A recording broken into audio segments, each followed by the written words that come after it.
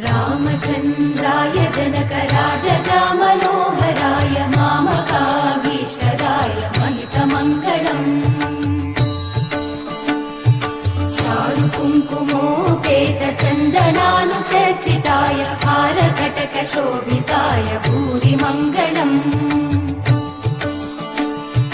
विमलरूपाय विविधवेदान्तवेद्याय सुजनचित्तकामिताय सुभगमङ्गलम् Ramdas मृदुलहृदय तामरसनिवासाय Swami भद्रगिरिवराय दिव्यमङ्गलम्।